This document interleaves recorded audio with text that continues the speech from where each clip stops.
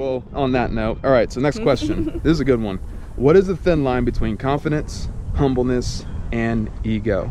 Maybe another way of asking it, how can one be confident and humble but not egotistical while remaining righteous in a manner that honors the gospel? Yeah.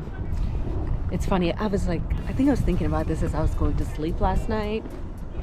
Just kind of owning who Christ, because I think I've struggled with fake humility a little bit. What is fake humility to you? Let's start there. It's just like, if someone compliments you or something, you feel like you have to be like, oh, no, not me. Anyone but me, you know? Yeah. But as I'm just like thinking about it, just as a woman, I feel like we feel this pressure to be a certain way. And like there's all these expectations that are asked out of women of being like, you have to be this way, you have to be that way, you have to be this way. And one of the things is like, you can't have a strong personality as a woman, right?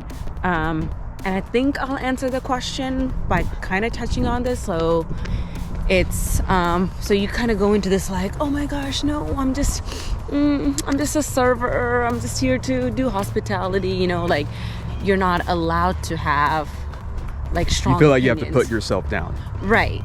At the expense of being humble. Right. And I've just really been reflecting a lot on, we just started The Chosen.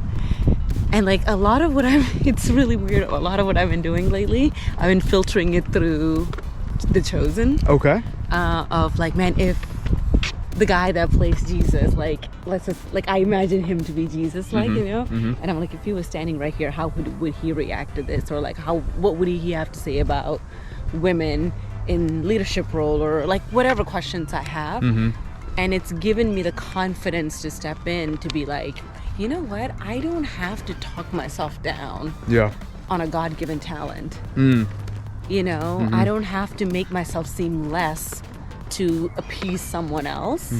So I think I'm just still working through that on what the difference is, but like I'm learning more and more every day. Like I don't have to like make myself small. Hang on. I actually have a quote. Okay. Like I saved it on my phone because this is where okay, so it says, I intentionally avoid spaces that require a reduced version of me. I want to be me always and abundantly. Ooh. So that's what I'm kind of working on to myself, and learning that there is certain giftings that the Lord has given me. There's a personality that the Lord has given me. And as long as I'm not a jerk about it and a total turd piece, like, it is okay for me to walk out in it. It is okay for me to say like, hey, I'm actually good at this. Like, I know I'm gifted in helping people and being administratively strong.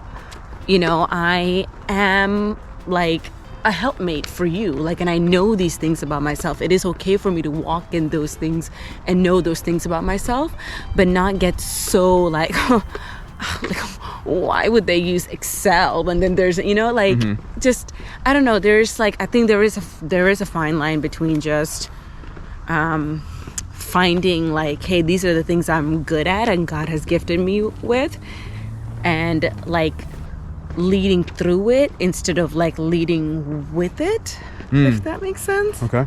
Yeah. Okay. I feel like my answer was just kind of everywhere because it sounds like you're still processing it. I'm still processing it. Yeah. We're not answering these questions as the subject matter expert. We're answering these questions with what we've currently know and what we're living. So I'm just learning, like, it's okay for me to be me, and it's okay for me to walk in the strengths that I've been given, but never at the expense of hurting someone else or wishing demise on someone else, you know? Yeah. So, yeah. One of the scriptures that I think of is, I can't remember, it's in Matthew. Pretty sure it's in the Gospels, though. I want to say it's Matthew if I was a betting man, which I'm not. Calm down. Is don't think of yourself less than you ought. Yeah. And it's this idea of like a Matthew. where you have to think of yourself, but not less than you should. So there's this extreme of, oh, look at that car. You see that car? I did that. I Right. got that. You know, look at that house. You see that house? I got that. Yeah. And then there's the other extreme where we go, oh my gosh, that house is so beautiful. I can never have that. Not me. You know. So there's this posture of we can't live out of a place from superiority, as Like if we're better, poverty mindset. and we also can't live from inferiority, which Yeah. is poverty mindset.